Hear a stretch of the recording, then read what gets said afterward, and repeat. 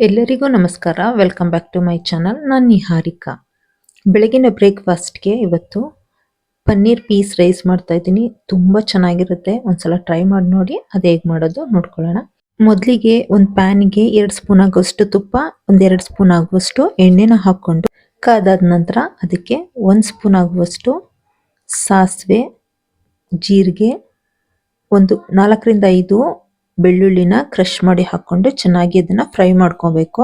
ಒಂದು medium size ಈರುಳ್ಳಿನ ಈ ರೀತಿ ಉದ್ದುದ್ದಾಗಿ ಕಟ್ ಮಾಡ್ಕೊಂಡು ಅದನ್ನು ಸಹ ಚೆನ್ನಾಗಿ ಫ್ರೈ ಮಾಡ್ಕೊಂಡು ಒಂದು 3-4 ಹಸಿಮೆಣಸಿನಕಾಯಿ, 1 ಕಡ್ಡಿ ಆಗುವಷ್ಟು ಕರಿಬೇವಿನ ಸೊಪ್ಪು, 1 ಕಪ್ ಆಗುವಷ್ಟು ಹಸಿ ಬಟಾಣಿನ ನಾನು ಬೇಯಿಸ್ಕೊಂಡು ಹಾಕ್ಕೊಳ್ತಾ ಇದ್ದೀನಿ.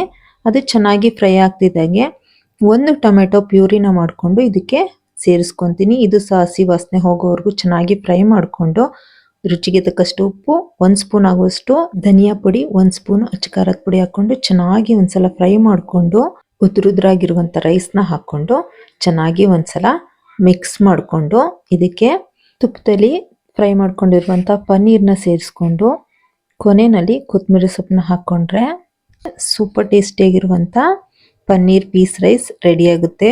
ಸಿಕ್ಕಾಪಟ್ಟೆ ಚೆನ್ನಾಗಿರುತ್ತೆ. ಒಂದ್ಸಲ ಟ್ರೈ ಮಾಡಿ. ವಿಡಿಯೋ ಏನಾದರೂ ಇಷ್ಟ ಆಗಿದ್ರೆ ಪ್ಲೀಸ್ ಒಂದು ಸಬ್ಸ್ಕ್ರೈಬ್ ಮಾಡಿಕೊಂಡು ಲೈಕ್ ಮಾಡಿ, ಶೇರ್ ಮಾಡೋದನ್ನ ಮರಿಬೇಡಿ. ಮತ್ತೊಂದು ವಿಡಿಯೋದೊಂದಿಗೆ ಭೇಟಿಯಾಗ್ತೀನಿ. Thank you for watching.